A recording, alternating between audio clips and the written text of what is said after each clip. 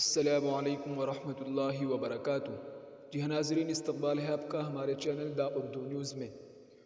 اسد الدین اویسی کی party AIMIM نے بہار کی 11 سیٹوں پر الیکشن لڑنے کا اعلان کر دیا ہے۔ جی ہاں ناظرین، کشن گنج کے امیدوار اختر الایمان کا نام بھی طے ہو گیا ہے۔ ان 11 لوک سبھا سیٹوں پر BJP، JDU اور کانگریس کو مقابلہ دینے کی تیاریاں ہیں۔ اتحاد کی اتحادی کانگریس کی AIMIM کے امیدواروں کی وجہ سے نیند اڑ گئی ہے، کیونکہ ان سیٹوں پر 20% سے زیادہ مسلم ووٹرز ہیں۔ اویسی کی پارٹی جس ووٹ بینک پر سیاست کرتی ہے، RJD کا بھی بہار میں اسی یادو مسلم ووٹ بینک کا دعویٰ ہے۔ اپوزیشن پارٹیاں اکثر AIMIM پر BJP کی بی ٹیم ہونے کا الزام لگاتی رہی ہیں، تاہم اویسی کی پارٹی نے ہمیشہ اس سے انکار کیا ہے۔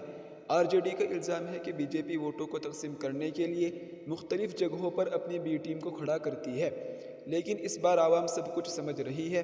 AIMIM 4.5 سال پہلے بہار میں داخل ہوئی تھی، جب قمر الہدیٰ نے کشن گنج کے ضمنی اسمبلی انتخاب میں کامیابی حاصل کی تھی۔ AIMIM کو 41.46% ووٹ ملے تھے۔ 2020 کے اسمبلی انتخابات میں 5 سیٹیں جیت کر پارٹی نے MY مسلم یادو ووٹروں پر دعویٰ کرنے والی پارٹیوں کو بڑا دھچکا دیا۔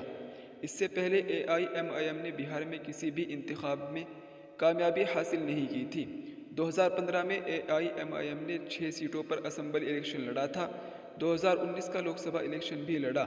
2019 کے لوک سبھا انتخابات میں اختر الایمان کو 26.78% ووٹ ملے اور وہ تیسرے نمبر پر رہے۔ کانگریس 33.32% ووٹوں کے ساتھ پہلے نمبر پر رہی، جبکہ دوسرے نمبر پر رہنے والے JDU کے امیدوار نے 30.19% ووٹ حاصل کیے تھے۔ اب AIMIM نے اوریا، پورنیا، کٹیہار، کشن گنج، دربھنگا، مظفر پور، اجیار پور، کاراکاٹ، بکسر، گیا اور بھاگلپور سے الیکشن لڑنے کا اعلان کیا ہے۔